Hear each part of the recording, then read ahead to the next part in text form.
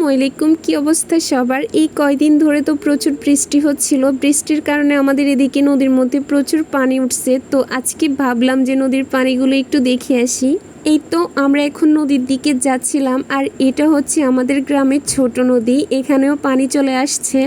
যখন বৃষ্টি হয়, পানির গতি বাড়ে, তখন মুহুরী নদী থেকে কিন্তু এই নদীর মধ্যে এসে পানি ঢোকে, আর এখানেও পানি দেখা যায় প্রচুর পরিমাণে। বাঁধ ভাঙে নাই, তাই তো এই জায়গাগুলো এখনো পানি থেকে সুরক্ষিত আছে। যদি বাঁধ ভাঙতো তাহলে কিন্তু এই জায়গাগুলো এখন পানির মধ্যে ডুবানো থাকতো। এই যে এটার অবস্থা দেখেন, এগুলোর মধ্যে কিন্তু প্রচুর পানি ছিল, একদম ডুবানো ছিল 2-3 দিনের মতো। এখন এদিকের পানিগুলো কমে গেছে ঠিক আছে, কিন্তু নদীর মধ্যে এখনো প্রচুর স্রোত, প্রচুর পানি আছে। আর সেটাই এখন দেখতে যাচ্ছি। আসলে যখন একদম বেশি পানি ছিল, বৃষ্টি হচ্ছিল, তখন এদিকে আমার একদম আসতে ইচ্ছে করে না, একটু আলসামি লাগছিল সেই জন্য। এই যে দেখেন, এই জমিগুলো কিন্তু পানির মধ্যে ডুবানো ছিল, আর পানিতে থাকার কারণে এগুলো কেমন একটা লন্ডভন্ড হয়ে গেছে, দেখতেও কেমন একটা দেখাচ্ছে। এই জায়গাটা দিয়ে অল্প অল্প করে পানির স্রোত যাচ্ছিল। তো এখানে এরা মাছ ধরতেছে, অনেকগুলো মাছও পাইছি, কিন্তু এরা যে মাছগুলো ধরতেছে এগুলো ছোট মাছ। একটা জাল বসায় রাখছে, আর স্রোতের টানে যে মাছগুলো যাচ্ছে সবগুলো কিন্তু জালের মধ্যে আটকাচ্ছিল। কিছুক্ষণ পর পর এসে জালের মধ্যে মাছ আটকাইছে কিনা দেখে। এ তো এখন দেখতেছিল কয়েকটা পাইছে, সেগুলো আবার নিচ্ছিল। দেখেন, এটা হয়েছে আমাদের মুহুরী নদী, আর মুহুরী নদীর পানির স্রোতে আমাদের পুরো নদীর পাশের অবস্থা একদম তছনছ করে ফেলছে। কয়েকদিন একটানা বৃষ্টি হইলে আমাদের এই ভোগান্তির মধ্যে পড়তে হয়, সাথে সাথে পানি চলে আসবে আর একদম বাঁধ ভেঙে যাবে।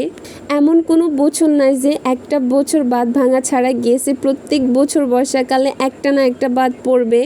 এখনও বর্ষাকাল আসে নাই, সেজন্য ভালো করে বৃষ্টি হয় না। যখন বর্ষাকাল আসবে তখন দেখবেন 3-4 বার বাঁধ এমনিতেই পড়বে। বর্ষাকাল আসা ছাড়া এমনিতে কয়েকদিনের বৃষ্টির মধ্যে এই অবস্থা, আর যখন বর্ষাকাল আসবে তখন না জানে কি অবস্থা করবে, সেটা শুধুমাত্র নদী আর পানিয়ে জানে। নদীর আশেপাশে যারা থাকে তাদের কথা চিন্তা করলে একটু খারাপ লাগে। একটু আগে যে মাছগুলো ধরছিল ওইগুলো এখন বসে বসে কাটতেছে। আমরা যখন রাস্তা দিয়ে যাচ্ছিলাম দেখতেছি ওরা রাস্তার মধ্যে বসে বসে মাছগুলো কাটতেছিল। তো আমিও এসে দেখতেছিলাম ওরা কি কি মাছ পাইছে। এখানে কয়েকটা চিংড়ি মাছ ছিল, একদম ছোটগুলো, তারপরে ছিল পুঁটি মাছ, আরও কি কি জানি ছিল। তখন এই কয়টা পাইছে। এরকম তরতাজা মাছ খেতে কিন্তু সত্যি অনেক মজার হয়ে থাকে, যদিও অল্প পাওয়া যায়। আর কিছু কিছু যদি একসাথে জোগাড় করে রেখে দেয় পরে একসাথে অনেকগুলো হয়।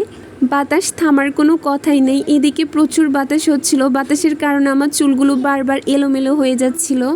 যাই হোক, এদিকে এসে নদী দেখলাম, সাথে দেখলাম মাছ ধরলো, মাছ কাটতেছে, এগুলো দেখলাম। তারপরে বাড়ির দিকে চলে যাচ্ছিলাম। গরম লাগতেছে আর আমাকে তো একদম ঘামাই ফেলছে। নদীর পাশে যখন ছিলাম ওইখানে প্রচুর বাতাস ছিল, কিন্তু যখন আমাদের বাড়ির দিকে চলে আসতেছিলাম এদিকে অনেক গরম লাগতেছিল, একদমই বাতাস ছিল না। আমাদের বাগানের সামনে চলে আসছি। এখানে এসে বাগানটা দেখতেছিলাম, কারণ এটা তো আর এখন আগের মতো নাই, একদম চেঞ্জ হয়ে গেছে। এটা আমাদের রিল্যাক্স করার একমাত্র জায়গা। তো এখানে এসে কিছুক্ষণ দাঁড়িয়েছিলাম, চারপাশটা দেখতেছি। আর একটা কথা, আপনারা কে কে আমার ব্লগ দেখেন আর কোত্থেকে দেখেন সেটা অবশ্যই জানাবেন।